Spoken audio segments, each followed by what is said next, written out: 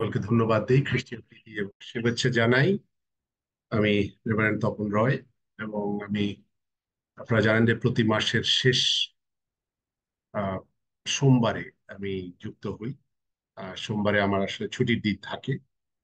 যদিও তারপরে একটু ব্যস্ত থাকে, তারপরেও আজকে আমি সময় করে নেই বিশেষ করে এখানে কথা বলার জন্য।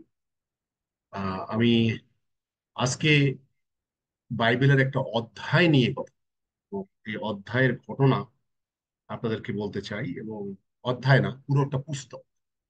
আহ এবং এখানে 42টা অধ্যায় আছে, এবং এটা বুঝেন যে এটা একটা বিরাট পুস্তক। সেটা নিয়ে আমি কথা বলবো, কিন্তু একজন ব্যক্তির উদ্দেশ্যে, ব্যক্তিকে নিয়ে আমি আসলে বিশেষ করে এই কথাগুলো বলতে চাই। এবং আমি শেয়ার করব আহ স্লাইড আপনাদেরকে। আমি আজকে একটু স্লাইড শেয়ার করতে চাই আপনাদের কাছে। আহ,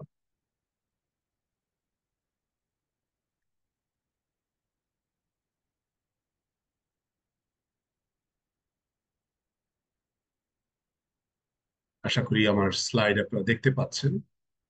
আহ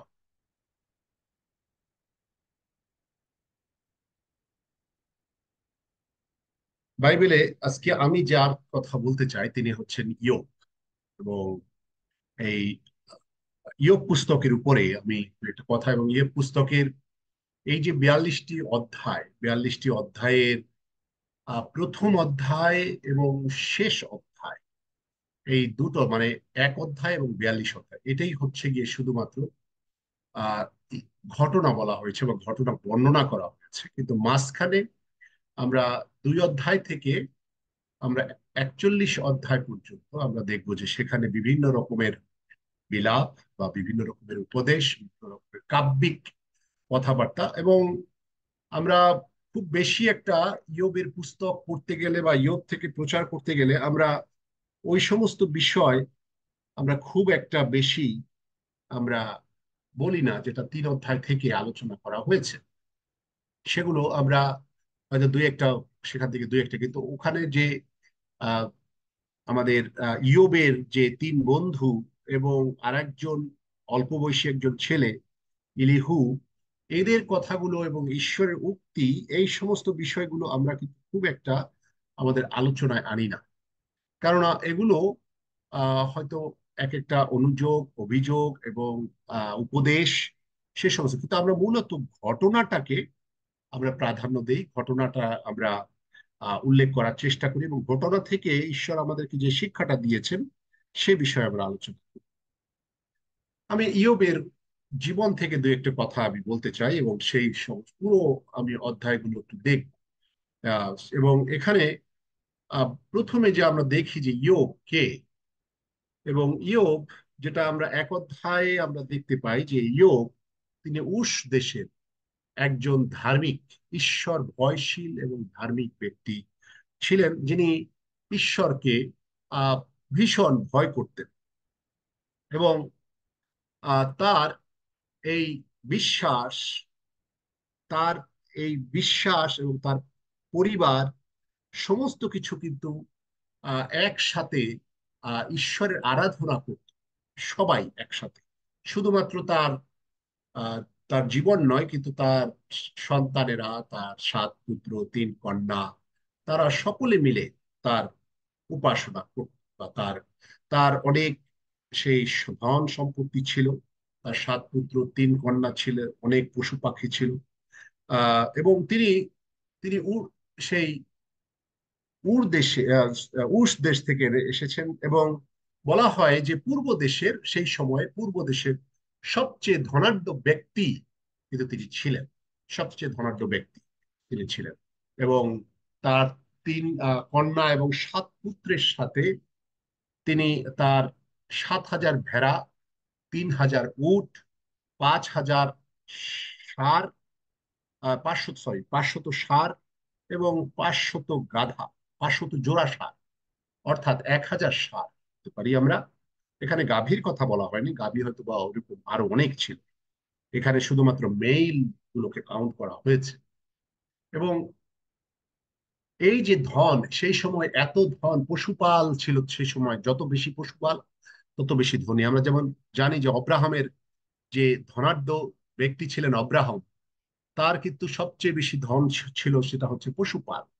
এবং সেই সময় বিবেচনা করতো যার যত পশুপাল থাকতো তারা তত ধনাঢ্য ব্যক্তি।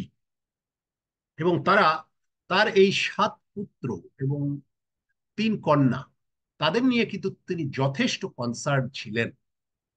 এবং তার এই কনসার্ন বা তার এই উদ্বিগ্নতা শুধুমাত্র এই কারণে যে তারা কোনোভাবে ঈশ্বরকে অবহেলা করে কিনা বা ঈশ্বরের বিরুদ্ধে তারা পাপ করে কিনা। এই জন্য তিনি তিনি তাদেরকে প্রতিবার যখন তারা ভাই বোনেরা মিলে যখন তারা একসাথে উৎসব করতেন, খাওয়া দাওয়া করতেন, এবং সেই উৎসব শেষ হলে তাদেরকে নিয়ে আলাদা আলাদা ভাবে তিনি বেশ বলি। এটা আমার কাছে খুব ভালো লাগে যে ইয়োব তার সন্তানদের জন্য একবারে সকলকে মিলে একটা উৎসর্গ করতেন, প্রত্যেকের নামে আলাদা আলাদা উৎসব। এটা আমরা একবার চিন্তা করি যে এটা কি অদ্ভুত বিষয় যে প্রত্যেকের নামে, আপনার সন্তানদের প্রত্যেকের নামে আপনি যখন প্রার্থনা করেন, সেখানে হয়তোবা আপনি একবার প্রেয়ার মিটিং এ বসেন, এবং একবার প্রেয়ার মিটিং এ বসে আপনি হয়তোবা একবারেই তাদের জন্য প্রার্থনা করেন। কিন্তু এখানে দেখা যাচ্ছে যে তারা আহ এখানে ইয়োব, তিনি প্রত্যেকের জন্য আলাদা আলাদা হোম বলি উৎসর্গ করতেন। আমরা কি কখনো সেইভাবে প্রার্থনা করি কিনা? আমার আমার পরিবারের বড় সন্তানের জন্য আলাদাভাবে, মেজ সন্তানের জন্য আলাদাভাবে, ছোট সন্তানের জন্য আলাদাভাবে, আমার স্ত্রীর জন্য আলাদাভাবে, এইভাবে কি আমরা কখনো প্রার্থনা করি কিনা? আমরা এই যে ইয়োব কিন্তু আলাদাভাবে তাদের জন্য উৎসর্গ করতেন। এবং এটা আমার জন্য একটা বড় শিক্ষা যে আমরা আমাদের পরিবারের আত্মীয় স্বজন বা আমাদের পরিবারের সদস্যদের জন্য আলাদা আলাদা ভাবে প্রভুর কাছে প্রার্থনা করি কিনা, যেটা ইয়োব করতেন। তিনি আলাদাভাবে তাদের জন্য প্রার্থনা। আমার ভালো লেগেছিল আমি যখন সাউথ কোরিয়ায় ইন্টার্নশিপ করছিলাম, এবং সেখানে এই ইন্টার্নশিপের সময় আমি দেখতাম যে এক একটা পরিবারে তাদের সন্তান হয়তো 3 জন এবং বাবা মা। এবং আমি দেখতাম যে ওই যে অফারিং বক্সে তারা আলাদা আলাদা প্রত্যেকের নামে আলাদা খাম জমা। এটা হয়তো যদি জেরাল্ড রিপন দাস থাকেন তিনি জানেন যে আলাদা আলাদা ভাবে অফারিং, একসাথে না কিন্তু আলাদা খামে করে আলাদা আলাদা ভাবে তারা এই দশমাংশ তারা উপহার দিত। এটা হচ্ছে গিয়ে যে আমি স্বর্গে আমরা পরিবার শুদ্ধ যাব না, আমরা প্রত্যেকে ডিস্টিংগুইশলি আলাদা টাইটেলে আলাদা আইডেন্টিটি সেখানে আমরা যাব। আমরা কিন্তু একা সকলে মিলে একসাথে যাচ্ছি না, বা সকলে মিলে সেখানে পরিবার হিসাবে আমরা থাকবো না।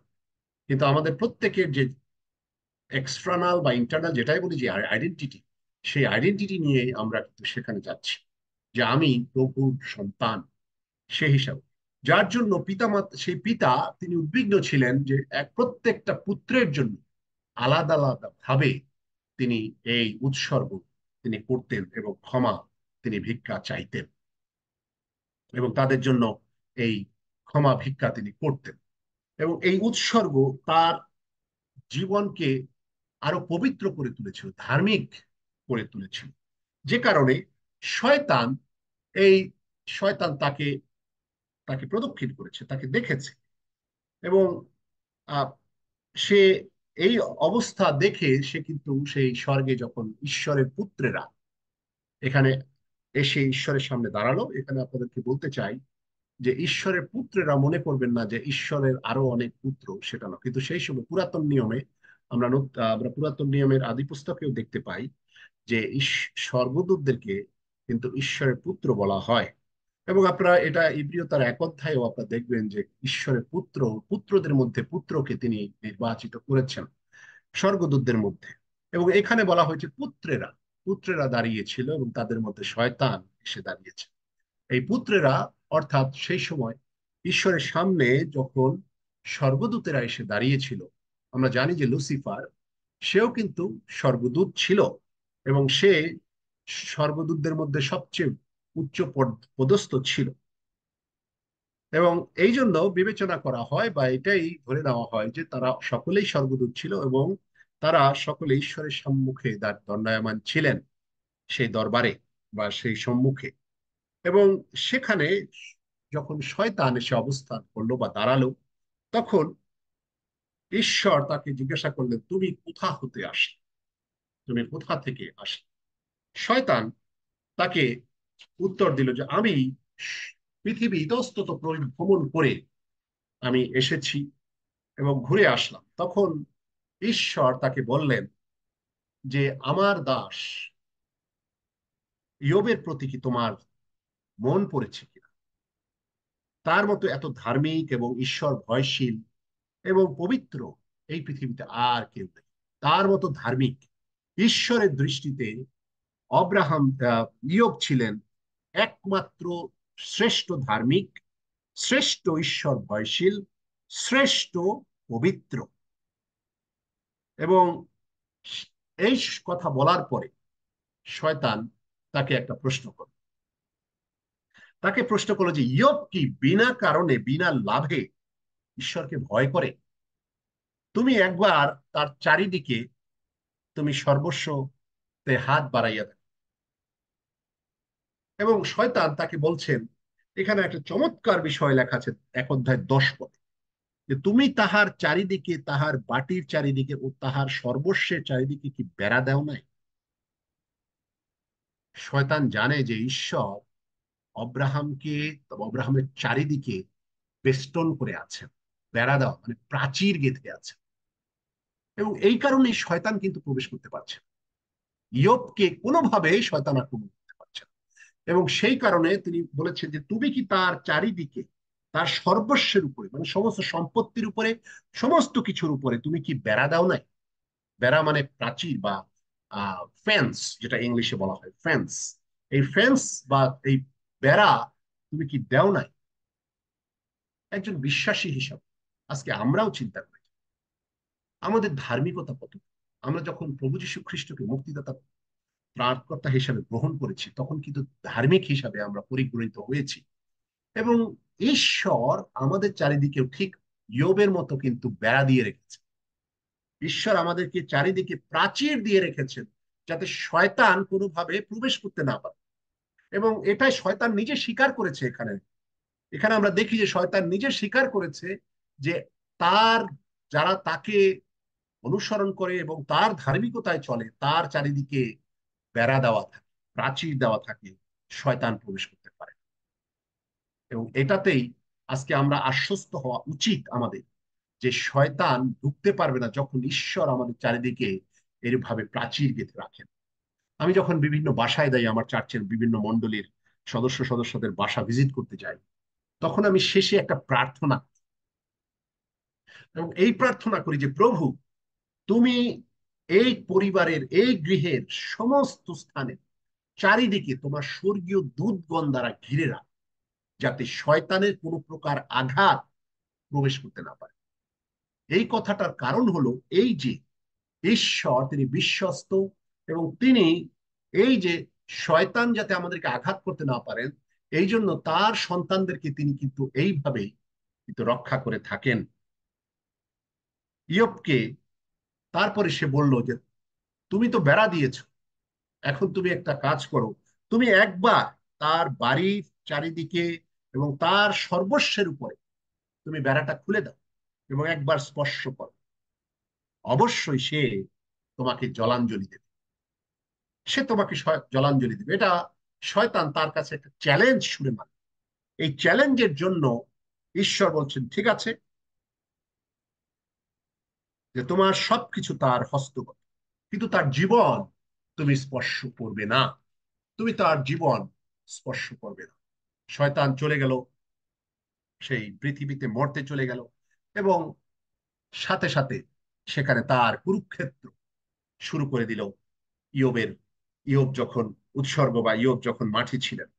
এবং আমরা দেখি যে প্রথম যে দূত, প্রথম মেসেঞ্জার, সে এসে এই সাক্ষ্য দিল বা এই খবর দিল যে মাঠে হাল চাষ করা হচ্ছিল, আর শিবার লোকেরা এসে আক্রমণ করে সবকিছু নিয়ে গেল। দ্বিতীয় দূত এসে বলল যে আকাশ থেকে আগুন পড়ে ভেড়ার পাল মারা গেল এবং সকল দাসেরা মারা গেল। তৃতীয় দূত এসে বলল কিছুক্ষণ পরে যে কলদীয়রা আক্রমণ করে উট এবং সমস্ত লোকদেরকে হত্যা করে সমস্ত উট, এই যে 3,000 উটের হিসাব দিয়েছিলাম, এই 3,000 উট সমস্ত কিছু নিয়ে গেল। এরপরে আমরা দেখি চতুর্থ যে দূত, সে আসলো এবং বলল যে তোমার ছেলেমেয়েরা, এই যে 10 জন ছেলে মেয়ে, তারা একসাথে বসে এক ঘরে বসে ভোজন পান করছিল এবং সাথে সাথে একটা ঝড় আসলো এবং পুরো ঘর ভেঙে গেল। আর আর তারা সকলে মারা গেল। কি কষ্টের একটা দৃশ্য, কি কষ্টের খবর।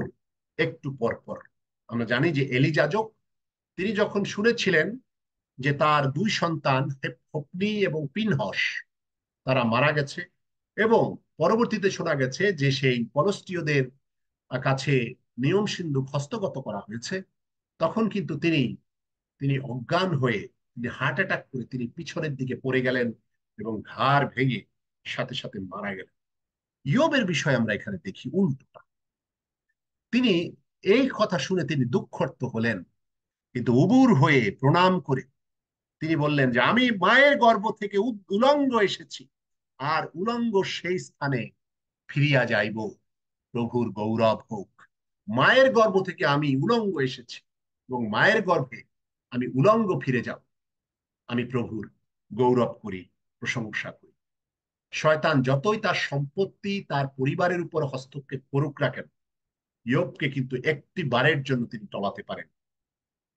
শয়তান দ্বিতীয়বার, সেই আরেকদিন যখন ঈশ্বরের দূতেরা বা সেই ঈশ্বরের পুত্রেরা তারা ঈশ্বরের সামনে দাঁড়ালো, শয়তানও আবার সামনে দাঁড়ালো এবং সেখানে গিয়ে আবার সে একই রকম কথা সে বলল যে চামড়ার জন্য চামড়া এবং প্রাণের জন্য সর্বস্ব সে দেবে। চামড়ার জন্য মানে বলা হয়েছে যে চর্মের পরিবর্তে চর্ম এবং প্রাণের পরিবর্তে সে সর্বস্ব দান সে দিবে। এবং তুমি একবার তার শরীর স্পর্শ করো, মাংস স্পর্শ করো, সে তোমাকে অবশ্যই জলাঞ্জলি দেবে। এই কথা শুনে ঈশ্বর তাকে বলল যে ঠিক আছে, তুমি এই চ্যালেঞ্জ দিচ্ছ, ইয়োবের শরীর তোমাকে দিলাম, তুমি তাকে সবকিছু করতে পারো, কিন্তু তার প্রাণের উপরে তুমি হাত দিও, তার প্রাণ তুমি স্পেয়ার। শয়তান তখন আবার পৃথিবীতে চলে গেল এবং শয়তান ইয়োবকে অভিশাপ দিল। ইয়োবের শরীরে ভয়ঙ্কর স্ফোটক বা ফোড়া, সারা শরীরে পা থেকে মাথা পর্যন্ত সমস্ত জায়গায় তার ফোড়া ছড়িয়ে দিল, বিষাক্ত ফোড়া, যেটা সারা শরীরে বিষ ছড়িয়ে পড়েছিল এবং সে প্রচন্ড কষ্ট পাচ্ছিল। অনেক কষ্টে সে সেই ছাইয়ের ফর্শের উপরে বসে একটা খাপড়া বা সেই হাড়ির, মাটির হাড়ির যে ভাঙা টুকরা, সেটা নিয়ে সে গা চুলকাতো, কারণ অত্যন্ত কষ্ট, চুলকানি, ব্যথা, সমস্ত কিছু। এবং এই চুলকানি ব্যথা এটা একটা সেই সময় একটা নিয়ম যে ছাইয়ের উপরে বা ছাইয়ের উপরে বসতো। হয়তো বা ছাই যেহেতু এটা ধুলা নয়, কিন্তু ছাই হচ্ছে একটা পোড়া, একটা কার্বন টাইপের একটা বিষ জিনিস, যেটা হয়তো বা শরীরে সংক্রমণ থেকে রক্ষা করতে পারে। যে কারণে অনেক সময় গ্রামেও আপনারা দেখেন যে আহ এই ক্ষেতের মধ্যে বা বেগুন ক্ষেতে ছাই দেওয়া হয় যাতে পোকা মারা যায়। এবং ইয়োবের ক্ষেত্রেও আমরা দেখি যে সে শরীরে ছাই মেখেছিল, হয়তোবা যদি ওই ঘায়ের মধ্যে পোকা ধরে, সে পোকা থেকে রক্ষা করার জন্য এই ঔষধি সে ব্যবহার করেছিল। এই ছাই সে গায়ে মেখে সে গা চুলকা। একদিন ইয়োবের স্ত্রী তার কষ্ট দেখে, ইয়োবের স্ত্রী এসে তাকে বলল যে তুমি এখনো তোমার পবিত্রতা রক্ষা করছো, ঈশ্বরকে জলাঞ্জলি দিয়ে তুমি করো। আমার মনে হয় এই ইয়োবের স্ত্রী পরাজিত হয়েছিল শয়তানের কাছে। আমরা এখানে দেখি ইয়োবের স্ত্রী তিনি পরাজিত হয়েছিলেন, কিন্তু ইয়োব তিনি কিন্তু পরাজিত হন নাই। তার উত্তরটা ছিল চমৎকার। তিনি বলছিলেন যে তুমি নির্বোধ মহিলার মতো, একজন ফুলিশ ওমেন তুমি কথা বলেছ। সদাপ্রভুর কাছ থেকে শুধুমাত্র কি আমরা মঙ্গল নেব, অমঙ্গল কিছু নেব না, গ্রহণ করব না? ঈশ্বরের কাছ থেকে সবসময় কি আমরা শুধু ভালো জিনিস, আশীর্বাদ আশীর্বাদ? তিনি কি আমাদেরকে শাসন করবেন না? এবং এই কথাতেও তিনি কিন্তু কোনো পাপ তিনি করলেন না। ঘটনা প্রায় এখানেই প্রায় সমাপ্ত হয়েছে, প্রায় সমাপ্ত শেষ হয়েছে। কিন্তু আমরা দেখি যে পরবর্তীতে তার তিন বন্ধু দূরে দেশে, তার মিত্ররা, তারা যখন শুনতে পেল, তারা সিদ্ধান্ত নিল যে তারা এই এই তাদের বন্ধুকে দেখতে আসবে। এবং যারা তারা যখন আসলো, দূর থেকে তারা দেখে তারা ক্রন্দন করলো, এবং তারা সে গায়ে তারা তাদের নিজের নিজের কাপড় ছিল এবং তাদের গায়ে ধুলি ছড়ালো, দূরের থেকে তারা ধুলি ছড়ালো। এটা জিহুদীদের একটা ট্রেডিশন। জিহুদীদের ট্রেডিশন যে তারা যখন দুঃখার্ত হয়, তারা অত্যন্ত রাগান্বিত হয়, তখন তারা তাদের নিজস্ব কাপড়, সেটা যত দামি কাপড় হোক, রাজা তার রোব ছেড়ে, তার সেই আলখাল্লাও ছিঁড়ে, এবং যে যেখানেই থাকুক না কেন, তারা রাগ হয়ে তাদের বা কষ্টে দুঃখে তাদের কাপড় ছেড়েন। এটা একটা তাদের প্রকাশ, বহিঃপ্রকাশ। যদি কেউ মারা যায়, তার জন্য দুঃখার্ত হওয়ার জন্য বা তাদের কন্ডোলেন্সেস বা শ্রদ্ধাঞ্জলি জানাবার জন্য তাদের কাপড় ছিঁড়ে তারা সেই কষ্ট বা সহানুভূতি দেখান, এবং গায়ে ছাই বা ধুলা তাদের মাথায় দেন। এটা হচ্ছে জিহুদীদের সেই সময়ের একটা ট্রেডিশন, বা সেই সময়ের একটা ঐতিহ্য, সেইভাবে এখানে প্রকাশ করা হয়েছে। এবং এই তিন বন্ধুরা তারা এসে, তারা কিন্তু সাথে সাথে তার সাথে কথা বলল। তারা তাকে দেখে তারা প্রায় 7 দিন, তারা 7 দিন তারা চুপচাপ বসেছিল। তারা কোনো কথা বলল না, তারা চুপচাপ বসে তারা সেই 7 দিন তারা শোক করলো তার বন্ধুর জন্য। অবশেষে সেই ইয়োব, তিনি মুখ খুললেন, এবং মুখ খুলে তিনি তার জন্মদিনকে তিনি অভিশাপ দিলেন। এখানে ইয়োবের কিছু কথা আমরা দেখি যে ইয়োব তিনি বিলাপ করেছেন। প্রথমে তিনি প্রথম দিকে বলেছেন যে ইয়োব জন্মকে শাপ দিতে লাগিলেন। ইয়োব কহিলেন, বিলুপ্ত হোক সেই দিন যেদিন আমার জন্ম হইয়াছিল, সেই রাত্রি যে রাত্রিতে বলিয়াছিল পুত্র সন্তান হইল। অর্থাৎ ইয়োবের জন্ম হয়েছিল রাত্রে, দিনে নয়। সেই দিন অন্ধকার হোক, ঊর্ধ্ব হইতে ঈশ্বর সেই দিনের তত্ত্ব না করুক, দীপ্তি তাহার উপরে বিরাজমান না হোক, অন্ধকার ও মৃত্যু ছায়া তাহাকে আবৃত করুক, মেঘ তাহাকে আচ্ছন্ন করুক। নিজের উপরে তার বিলাপ, তার নিজের উপরে, তার অন্যের উপরে না, তিনি ঈশ্বরকে দোষ দিচ্ছেন না, অন্যকে দোষ দিচ্ছেন না, কিন্তু নিজের উপরে তিনি সমস্ত বিলাপ করছিলেন। এরপরে তার বন্ধুরা এক এক করে তাকে সান্ত্বনা দিচ্ছিলেন। কিন্তু এই সান্ত্বনাগুলো সান্ত্বনা নয়, এগুলো অভিযোগের সুরে সান্ত্বনা। এবং আজকে আপনাদেরকে বলতে চাই যে আজকে আমাদের সমাজগুলোতে যখন দেখবেন যে কখনো আপনার পরিবারে বা কারো পরিবারে এরকম কেউ দুঃখার্ত বা কোনো সমস্যা হয়, বা এরকম পরিবারে কোনো বড় রোগ হয়, বা ছেলে মেয়েদের কোনো দুর্ঘটনা ঘটে, এরকম ঘটনা হলে, বা সন্তানদের বিবাহ দিয়েছেন, তাদের ডিভোর্স হয়ে যায়, এরকম ঘটনা, মানুষ কিন্তু সান্ত্বনার সুরে আপনাকে কিন্তু কষ্ট দেয়। সান্ত্বনার সুরে বিভিন্ন ধরনের কথা বলে। তারা সান্ত্বনা দিতে আসে, কিন্তু কথায় কথায় অনেক কিছু বলে ফেলে, যেগুলো আপনাকে আরো কষ্ট দেয়। ইয়োবের এই তিন বন্ধু কিন্তু একই রকম। তারা এসেছিল তাকে সান্ত্বনা দিতে, কিন্তু সেই সাথে সাথে তারা কিন্তু অনেক কষ্টদায়ক কথা তাকে বলছিল। এবং তাকে বলছিল যে ঈশ্বর তোমাকে যে কি কষ্ট দিয়েছেন, হয়তো তোমাকে এই কষ্ট দিয়েছেন যাতে তোমাকে, তুমি যেন সংশোধিত হয়, বা কোনো ভুল আছে, কোনো দোষ আছে, যাতে সংশোধন করা। আমি একবার শুনছিলাম এক পরিবারে একজন, যখন তাদের এরকম একটা ঘটনা ঘটেছিল এবং তাদের এক ভাই মারা গেল, তখন বলছিল যে হয়তো তোমাদের পরিবারে অতীতে কোনো পাপ ছিল। আমরা এই বিচার করতে পারি না যে অতীতে কার কি পাপ ছিল বা কি হয়েছিল যার জন্য ঈশ্বর এই শাস্তি দিয়েছেন। এটার বিচার আমি করতে পারি না, আমি জানিও না। কিন্তু এরকম আমরা অনেককে এইভাবে কিন্তু কষ্ট দেই, যেভাবে ইয়োবের তিন বন্ধু তাকে বিভিন্ন ভাবে কষ্ট দিয়েছিলেন। এবং ইয়োব একটা সময় এই কথোপকথনের পরে একটা সময় তিনি বলেছিলেন যে আমার বন্ধুরা আমাকে সান্ত্বনার পরিবর্তে নিচের দিকে নামাচ্ছে। একটার পর একটা কথা তিনি, তারা যখন বন্ধুরা বলছিল, তারা মনে, সে সে কিন্তু আরো কষ্ট পাচ্ছিল, তাকে আঙুল দেখিয়ে তাকে বিভিন্ন ভাবে অভিযোগ করছিল, এবং অভিযোগের সুরগুলো একটা একটা কঠিন ভাবে যে হয়ে যাচ্ছিল, এবং তার প্রত্যেকটা অভিযোগে তিনি সেই খণ্ডন করছিলেন, এবং ঈশ্বরকেও কিছু কিছু ক্ষেত্রে যদি আপনারা পড়েন এখানে দায়ী করা হচ্ছিল, এবং সেগুলো আসলে তিনি মেনে নিতে পারেননি, বা তিনি একটিতেও কিন্তু ঈশ্বরের তিনি অনুযোগ বা তিনি অভিযোগ তিনি করেননি। প্রতিটি কথায় তিনি কিন্তু ঈশ্বরের গৌরব তিনি করেছেন। এরপরে আমরা দেখি যে তাদের কথাগুলো তার কাছে কোনোভাবে ভালো লাগেনি। তারা ছিল কষ্টদায়ক সান্ত্বনাকারী, তারা ছিলেন মিজারেবল কমফোর্টার, বলা হয়েছে যে কষ্টদায়ক সান্ত্বনা দানকারী তার বন্ধুরা।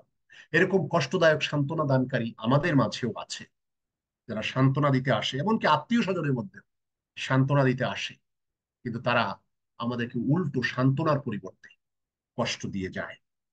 তাই আমি সবসময় বলি যে সান্ত্বনা আমি আপনাকে দিতে পারবো না, আমি একজন পালক, কিন্তু আমি কেউকে বলি না যে সান্ত্বনা দেওয়ার চেষ্টা করি না, প্রার্থনা করি।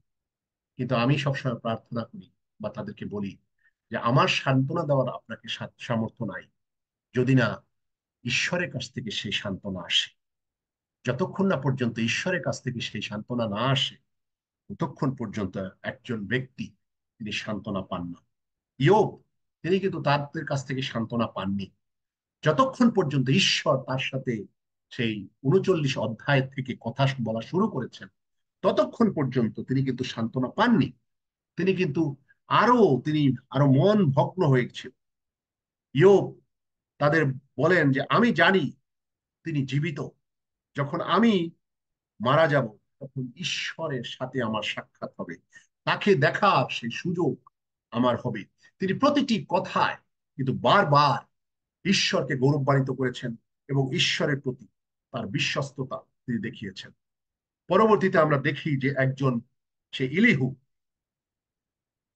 তিনি এসে তার সাথে কথা বললেন। তিনি একজন অল্প বয়সী ছেলে, এবং এই ছেলে তিনি ঈশ্বরের গৌরব করলেন।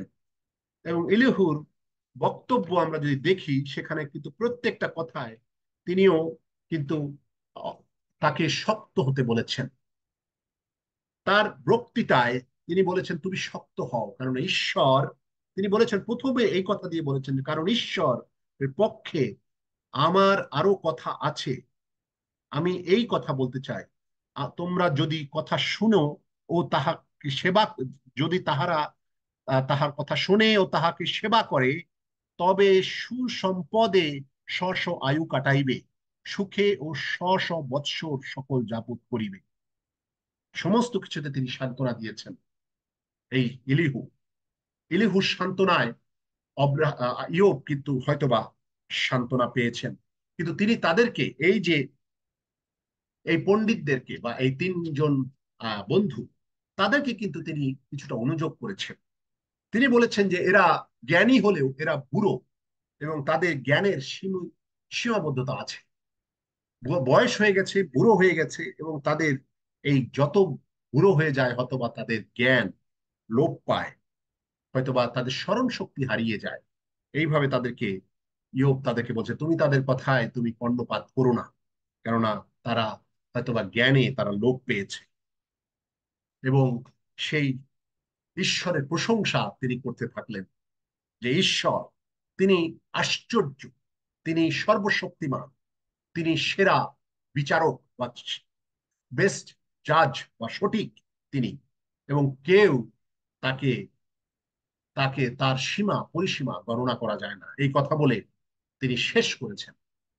পরবর্তীতে ঈশ্বর তিনি নেমে আসলেন, এবং ঘূর্ণ বায়ুর মধ্যে ঈশ্বর তিনি কথা বললেন, এবং এরপরে ঈশ্বর ঘূর্ণ বায়ু মধ্য থেকে ইয়োবের সাথে কথা বললেন, এবং তিনি একটার পর একটা উদাহরণ দিতে লাগলেন যে তুমি কোথায় ছিলে যখন আমি পৃথিবীর ভিত্তিমূল স্থাপন করেছিলাম, কে প্রধান ভিত্তি প্রস্তর স্থাপন করেছিল, ওই পৃথিবীতে প্রধান ভিত্তি প্রস্তর কে স্থাপন করেছিল?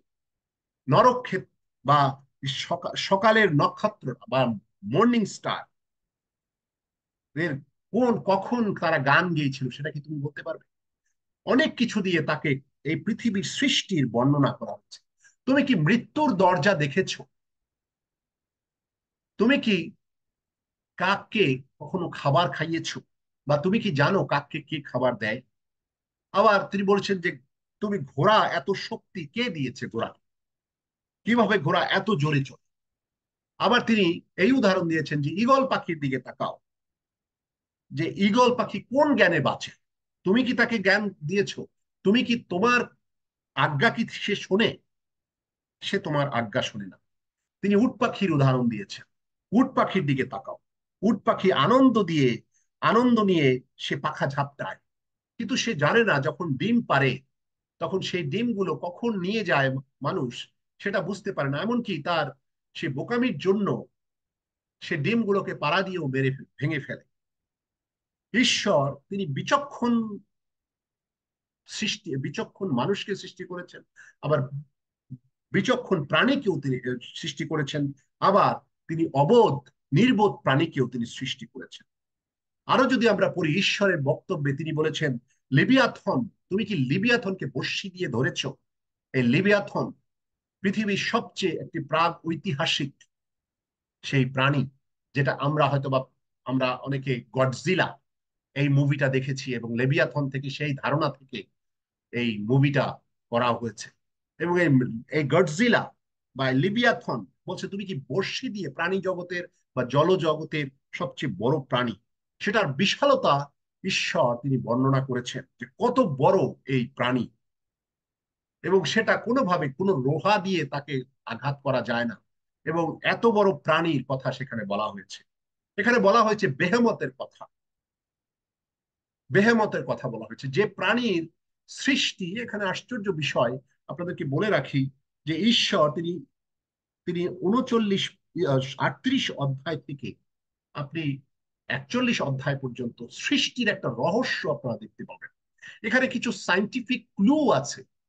যেমন আমরা এখানে বেহেমতের কথা বলতে দেখি, আমরা লিভিয়াথনের কথা বলি, যেটা সেই 65 মিলিয়ন বা 65 মিলিয়ন বছর আগে যে ডাইনোসর ছিল সেটার ইনফরমেশন এখানে আছে বাইবেল। এই সমস্ত সমস্ত ইনফরমেশন এবং তার সৃষ্টির রহস্য, এবং তিনি কিভাবে এই কর্নারস্টোন বা এই পৃথিবীর ভিত্তিমূলে কোন পাথরটা দিয়েছেন সেই পাথরের উদ্দেশ্য আপনাকে জানিয়ে দেবে এই 38 থেকে 41 অধ্যায় পর্যন্ত ইয়োবের। এবং এখানে আপনি অনেক তথ্য পাবেন যেটা সৃষ্টি বা আদি পুস্তকের সেই 1 অধ্যায় 2 অধ্যায় সেটা নাই। এখানে আপনি সেই সমস্ত বিষয়গুলো আপনি পেয়ে যাবেন। এবং আমরা এখানে দেখি যে এই যে ডাইনোসর বা বেহেমতের তিনি ঘটনা বলেছেন, বলা হয়েছে যে তাদের লেজ এরস বৃক্ষের সমান, এরস বৃক্ষের ন্যায় লাঙুল নাড়ে, অর্থাৎ লেজ নাড়ে। এরস বৃক্ষ যেমন নড়ে, তাদের লেজগুলো সেরকম নড়ে। অর্থাৎ এরস বৃক্ষ যেটা অত্যন্ত লম্বা, 100 ফুটের চেয়েও লম্বা হয়, তাদের লেজ যদি একটা এরস বৃক্ষের সমান হয়, তাহলে চিন্তা করে দেখেন যে তিনি কোন ধরনের প্রাণীর কথা সেই সময় তিনি বর্ণনা করেছেন। আমরা অবাক হয়ে যাই যে ঈশ্বর তিনি কত সৃষ্টি, এবং বলেছেন তুমি কি এগুলো জানো? এই তথ্য কি তুমি জানো? তিনি সমস্ত কিছুতে ইয়োবকে তিনি উৎসাহ দিয়েছেন, এবং তার ঈশ্বরের পরাক্রম, ঈশ্বরের শক্তি, সেগুলো তিনি সেখানে বর্ণনা করেছেন। অতঃপর ইয়োব তিনি তার কষ্ট দুঃখ যেগুলো তিনি বলেছিলেন সেগুলো বুঝতে পারলেন, এবং তখন ইয়োব বললেন তুমি সব কিছু করতে পারো, আমি যা বলেছি হয়তো আমার জ্ঞানে তত্ত্বে আমি সেগুলো জানি না, কিন্তু তুমি এই পৃথিবীতে যা কিছু সমস্ত কিছু করতে পারো। ঈশ্বর ইয়োবের বন্ধুদের উপরে তিনি রাগান্বিত হয়েছিলেন, এবং কারণ ইয়োবের বন্ধুরা ঈশ্বরে গৌরব করেনি, এবং তাদের এই 3 জনের জন্য তাদের সেই প্রার্থনা করতে বলা হয়েছেন 7টি বৃষ, সেটা সেই বলি দিয়ে তাদের জন্য প্রার্থনা করতে বলেছিলেন, এবং ইয়োব তাদের ক্ষমা প্রার্থনা করেছিলেন।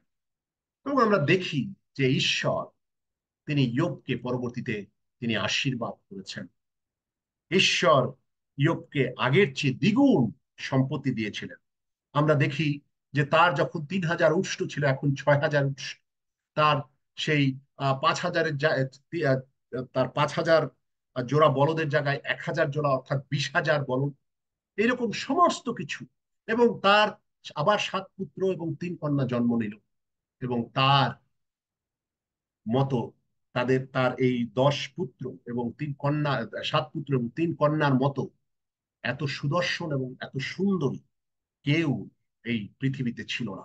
ঈশ্বরের আশীর্বাদ, ঈশ্বর নিজে তাকে আশীর্বাদ করেন। যখন কোনো কিছু করার থাকে না, যখন আমাদের জীবনে কোনো পথ থাকে না, আমরা যখন মনে করি যে আমার বাঁচার আর কোনো পথ নাই, তখন মনে রাখবেন সেখানে ঈশ্বর আমাদের জন্য একটা পথ খুলে রেখেছেন। এবং সেই পথ শ্রেষ্ঠ পথ। সেই পথের উপর নির্ভর করেন। ইয়োব যেমন তার জীবনকে সম্পূর্ণ ঈশ্বরের হাতে তুলে দিয়েছিলেন, শত পরীক্ষার মধ্যেও শয়তান কিন্তু পরাজিত হয়েছিল এবং ইয়োব কিন্তু পাশ করেছিল। আসুন, আমাদের সমস্ত পরীক্ষা যখন শয়তান আমাদের পরীক্ষা নেওয়ার চেষ্টা করে, আসুন আমরা ঈশ্বরের উপরে বিশ্বাস করি। কখনো যেন আমরা জলাঞ্জলি দেয়। আমার একটা খুব খারাপ লাগে, একবার একজন পালকের স্ত্রী খুব আক্ষেপ করে হয়তোবা তাকে পালক হিসাবে তার তার তিনি একটু অপমানিত হয়েছিলেন। তার স্ত্রী আমাদেরকে বলেছিলেন যে ঈশ্বর কি নাই। এবং এটা একটা জলাঞ্জলি। এবং আমরা যেন কখনো এই কথা না বলি যে ঈশ্বর কি আছেন, বা এই ধরনের চিন্তাও না, মনে মনে যেন চিন্তাও না করি যে ঈশ্বর মনে হয় নাই, নাহলে আমার জীবনে এরকম হলো কেন। এরকম যেন চিন্তা আমরা কখনো না করি। ঈশ্বর তিনি বিশ্বস্ত। আপনি যেহেতু বিশ্বস্ত আছেন, তার বিশ্বস্ততা কোনোদিন নড়চড় হবে না। আপনাকে সেই ষাঁড়ের ঢিবি থেকে কুলিনদের আসনে বসাবেন, যেটা হান্না প্রার্থনা করেছিল। সেই হান্নার প্রার্থনা যেমন তাকে ষাঁড়ের ঢিবি থেকে কুলিনদের আসনে বসানো হয়েছিল, আপনাকেও কিন্তু সেই ভস্য থেকে, যেমন ইয়োবকে ভস্যে বসানো হয়েছিল, সেখান থেকে ইয়োবকে আবার কুলিনদের আসনে বসানো হয়েছে। আমাদেরকেও সেভাবে কুলিনদের আসনে ঈশ্বর বসাবেন। ঈশ্বর তার বাক্যে আমাদের প্রত্যেককে আশীর্বাদ। আমেন।